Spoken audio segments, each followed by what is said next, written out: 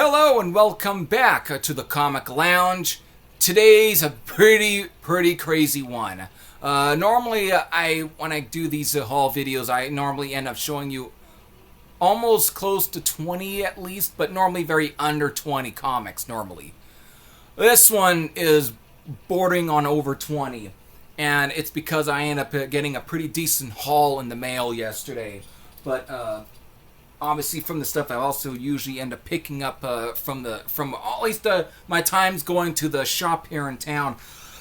I'm pretty much here with 24 Comics, so I end up having to, I've got to find time to put some of these stuff away, especially the stuff I just picked up.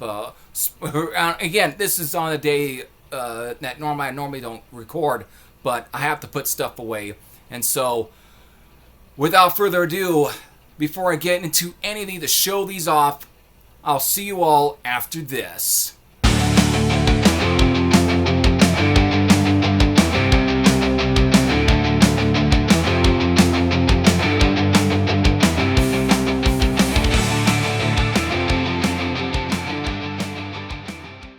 So, let's get to the first comic, so try and make this as quick as possible, because I got quite a bit I got to show. As you've seen, I got quite a bit. So let's hit the first filler book, and again, there's some filler in here. So the first one I'm going to show you is, obviously for the price, I couldn't beat it, and I normally see it there, but it's West Coast Avengers number 5. Main reason is it's a Werewolf by Night appearance, and I don't really have a lot of Marvel books with Werewolf by Night, but this one really was something I couldn't pass on, especially for the condition and being a direct edition. I could not pass it up. Again, even with the very small or minor defects, it still is a high grade copy. So for $5, normally you do find these for $5 or so on. But I think in this condition, it might bump it to a possible $10 at least normally if you do. Still, it's pretty good, and I couldn't pass it up. And it's really awesome. I think first Werewolf by Night with at least any Avengers in general. So there you go. I don't know, he appeared with the final Iron Man appeared in the final 2 issues of Werewolf by Night's original series from the 70s. So still, it's a really cool one. West Coast Avengers number 5. Alright, so I think I finally had to look up the first appearances for this one, but I couldn't pass up for $3, and especially in this condition, and being a direct, this was a no-brainer. But Alpha Flight number 7. I think this is, if I can remember, the first appearance of Nelvana and with a Daphne Lunger or something like that. I can't remember. I think Daphne something. But one's an android and someone's something else. I forgot. Either way, there's definitely a couple first appearances in this book, and it's definitely borders on being a high grade, but just by much. It's very much a very fine, the near mint copy. It's still really good, and for $3, I could not pass it up, and especially being the John Byrne period, yeah. Once in a while when I see at least a good price, and for the condition for some of these John Byrne period Alpha Flights, I definitely will snag them if I'm, unless I don't see something else that I want more. So there you go. Add that, at least grab that. So Alpha Flight number 7. So yeah, there's a couple first appearances in this one. So it's definitely a small key issue for this series. This one's more like a filler one, kind of whenever I'm in the mood to read some Punisher or whatever. But I missed the train anyways on this original series. But this is the second continuation for this character. But it's the Revenge of the Cosmic Ghost Rider, which technically is like an alternate universe Frank Castle / Punisher, who takes the mantle of being the Ghost Rider, but yet infused with the power cosmic and whatnot. So that's why he ends up being the Cosmic Ghost Rider. And obviously, this is a variant for this issue. It's number 1. This does have a first appearance in this one. It's the first appearance of, I think, the Cosmic King. I think according to, was it the Key Comics collector site, I believe.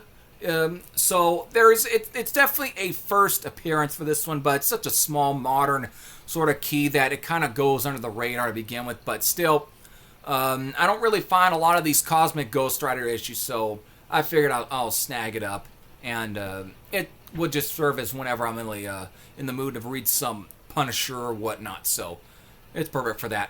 Again, I paid about $5, and it's a really good looking copy. Anyway, it borders on like a 9.8. It's a really good looking copy. Speaking of one, I wish that was a little more nicer condition, but obviously I don't really find a lot of this very much from this series, but it's based, especially when I'm looking for comic books that are based or continue stories from classic movies or cult classic movies, like right here, Clive Barker's Nightbreed. This is issue number 21. Obviously, this is based on the characters that Clive Barker had originally introduced in his short story, The Cabal, that eventually turned into, well, the movie Nightbreed. And since the movie never got a sequel, obviously through the Marvel imprint Epic Comics, we actually were able to get the continuation and explore more of these characters that Clive Barker had created and really create the lore more for whatever. And I wish I can find more of the earlier ones, especially even the ones that cross over with the character Rawhead Rex, another Clive Barker character, by the way. So that's like was a 4-part story. Still, I wish this was in a little better condition. It definitely is a little more rougher and it's probably has seen better days. But hey, this is one of those I wasn't boarded up to begin with, and I'll get to another comic that has to be boarded up in general. Still, I normally look for a lot of these movie-based comic titles and whatever, and obviously Nightbreed's a cult favorite of mine anyways. It's a favorite. I love that movie. And I loved all the cuts of it anyways, even the his director's cut. So there it is, Nightbreed number 21, and really awesome. This was definitely one I couldn't pass up on. Alright, so that's all the Marvel books I'm going to show you. And yes, when I say all Marvel books, that's about it, because the rest of the stuff I'm about to show you is all DC. And this is really where a lot of the cool ones are going to be found. So let's get to the first one. This one has to be boarded up. I found this one unboarded and everything because within the box it obviously is not full of comics that weren't boarded up to begin with, but in the condition, I have to get this boarded up to begin with. It's definitely seen probably some better days, but it's House of Mystery 229. Obviously, here and there, I really don't find a lot of these Bronze Age horror books from DC Comics. I think I have a really early House of Mystery from the Silver Age, but this is a Bronze Age, one of these 100-page issues. But still, the reason is it's on the cusp of things. It looks like it will be a pretty decent mid-grade copy, bordering on a very high-low grade, but that's what this is. It's more like a high-low grade, because there's definitely some tearing right there, and obviously I can see there's some penciling markings and all sorts of stuff. It's definitely seen some better days, but hey, even a small there. Mostly the back is where a lot of the big problems are usually found on, but the rest of that, everything seems to be decent. But again, it's a great Bernie Wrightson cover. There's a lot of reprinted stories in this from previous House of Mystery issues and so on, and Tales of the Unexpected, besides at least an original story in here. But either way, this was obviously a cool one to snag. I think I got this for like $3 anyway, so this was a pretty good one. It was a good one. I couldn't pass it up on that.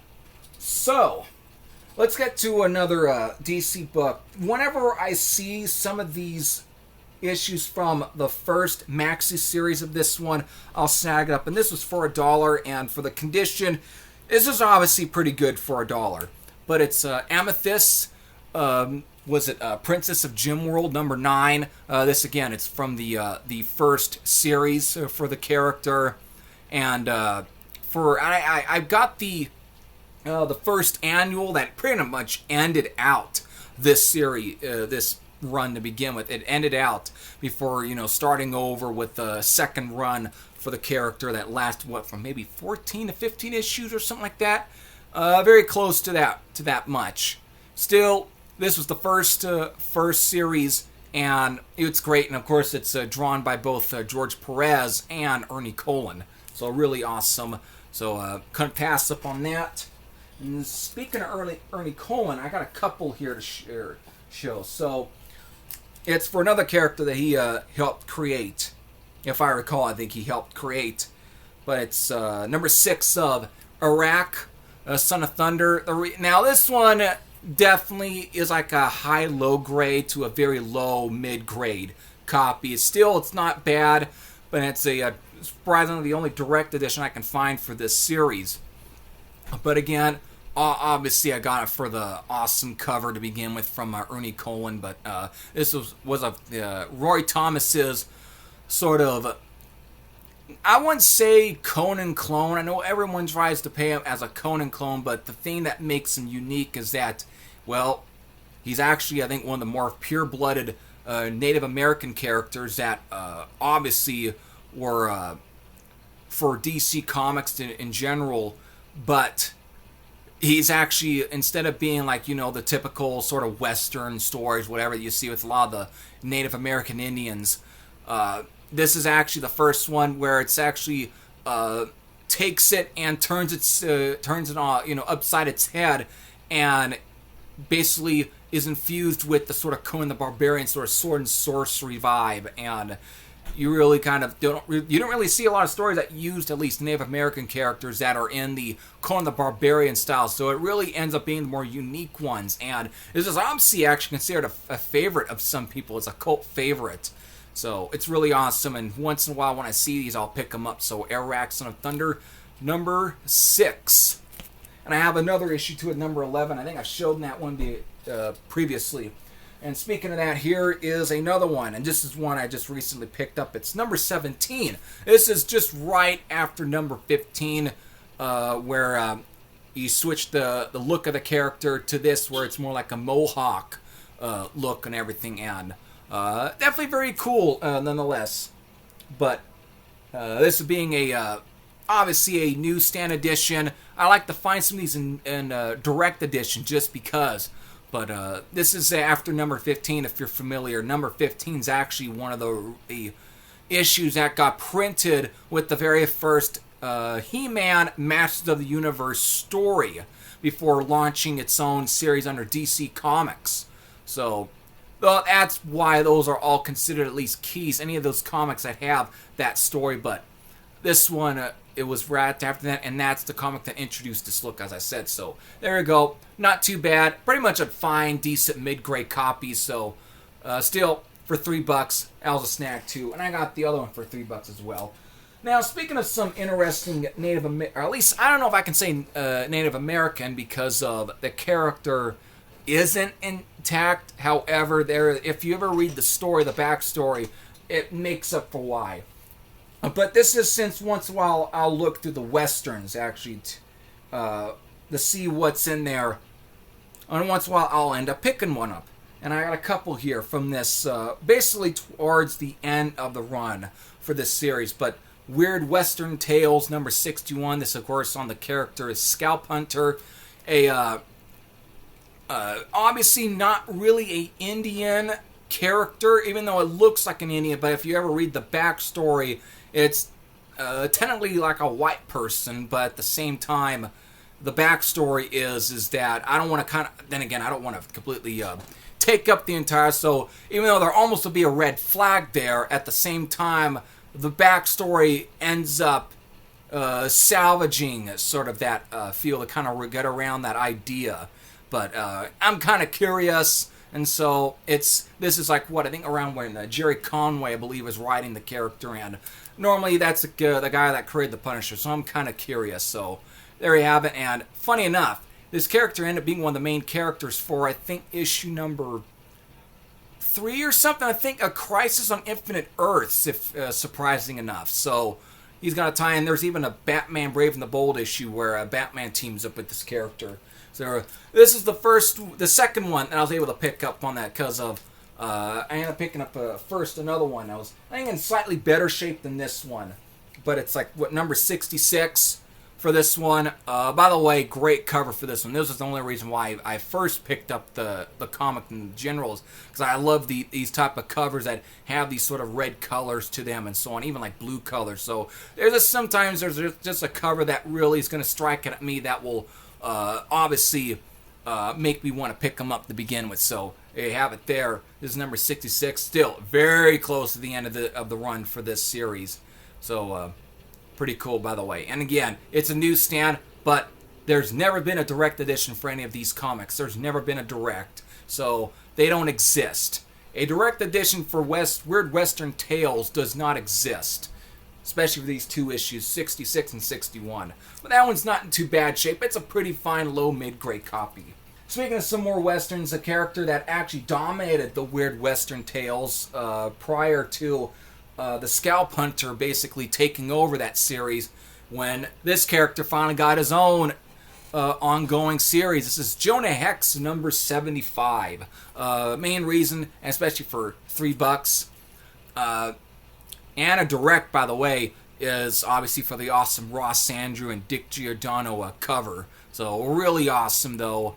And there's actually a short El Diablo story in this comic, too. So every time when I see some of these for a really good price, I'll pick them up. And for $3, and especially in fairly good condition, almost bordering on a mid-grade, I had to snap it. I'll snap it. So there you have it. Jonah Hex number 75. I'll eventually get the other part. But this is all some of the Western characters I'll really kind of get into normally. Speaking of Hex, here's number 2 from the second series, where they went into more sci-fi infused. But this is number 2 from this series. By the way, great Mark Teixeira cover with Klaus Janson as the inker. This is number 2 from the series, and by the way, a direct as well. This one's definitely a fairly good mid-grade copy, so I had to snag it up. I couldn't pass it up, so there you have it. Really awesome. Alright, here's a couple of my comics that are very much connected to one another. But it is Secret Origins this is number 44, yeah, number 44. Which is actually the first appearance for the Mud Pack. Actually, it's the first appearance for the Mud Pack, but also the post-crisis retelling origins for all 3 of the Clayface characters. The original Clayface, the one from the Golden Age, the one from the Silver Age, and one from the Bronze Age. So you have at least all 3, and it gets connected to... I couldn't find the first part, only had the second part, but Detective Comics. This would be in 605. The first part would have been the previous issue, 604. And so while that one's drawn by Kevin Nolan for the cover, this is obviously, Norman Breyfogle. It's a surprisingly a newsstand edition for this one, especially from the late 80s. Some of these can be, they can be very known, but still, it's a pretty cool one. And again, obviously the first main story for the Mud Pack. But that was the kind of build into this part. So it works. But yeah, so Detective Comics, 605. So there's all the ones I usually picked up from the shop. Now it's time to get to the ones I am getting online. And since I talk about the character Vigilante, and it seems recently, I normally am getting these in practically in bulk. So this was a run of 10 issues. And since I got was like issues 2, 3, 4, 5, missing 6 and 7, and then number 9. And I already had number 8 because of being in Reno. Found it for like 50 cents. I found a lot for like literally $10 that sold 10 through 19. And so here is number 10. Supposedly the death of J.J. Davis, but he died at the very end of... issue number 9, though at least he was supposed to be dead until they ended up bringing the character back by the number 50. And there we have it is number 11. Here's number 12. Really awesome Ross Andru and Dick Giordano cover right there. Really cool one. And by the way, Gil Kane is the interior artist. Speaking of Gil Kane, here's where he drew the cover for number 13. So there it is, number 13 for that issue. Here's a great one for number 14 with Trevor Von Eden, who was doing like the Thriller series. Believe this is the final one with Marv Wolfman as the writer, but it's number 15. Really great cover then from Paris Collins. Here is number 16. This is when Paul Kupperberg takes over. And it's also got Alex Saviuk as the artist. This is before he would jump over the Marvel and start working on Spider-Man. So really awesome there. And here we go. Here's some cool ones, by the way. Here we have is the first one to be written by Alan Moore. So this is normally when people talk about the Vigilante series, it's either going to be the Marv Wolfman one, the stuff of Peacemaker, or the ones written by Alan Moore. So here's the first one to be written by Alan Moore and be drawn by Jim Bakey. I believe that's how you pronounce his name. And here's the final one he ended up doing. So he ended up doing at least 2 issues for Vigilante. So Alan Moore's run on Vigilante, and that's really, for the price of $10 for all 10 of these issues, this was a good deal. It was a good bargain and in fairly good shape to some of these. And so here we have is the number 19, the last one I'm going to show you here. This is pretty much where Adrian Chase, well, as touring on the title, he quits being the Vigilante, and that's when I think Alan Wells ends up taking over.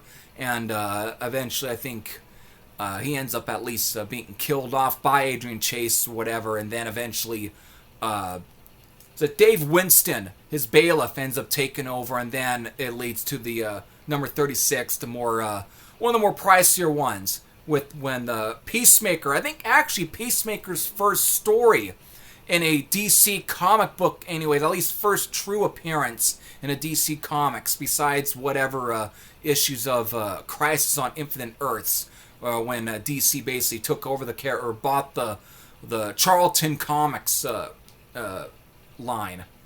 So there you have it, number 19, and some of these are very much in pretty good mid-grade shop condition, with one almost bordering on a high grade. So it's really awesome there. So there you have it. There's all the comic books I ended up picking up this week, and it's a really, really good pick anyways, especially with the final showing of stuff it got as a lot, Vigilante issues 10 through 19 for $10 basically. So that was something I couldn't pass upon, especially with free shipping. That was a big deal. So there you have it. If you have any thoughts, whatever, on all the stuff that I just showed, that I showed in this video, if you have any thoughts, you can leave them all down in the comment section below. But if you want to continue, not only will it do me great, but it's going to do you great, because you'll never miss out on any newer content that I put out. So with that, keep on hunting, keep on reading, and just keep on collecting and whatnot of comic books, everybody. Take care.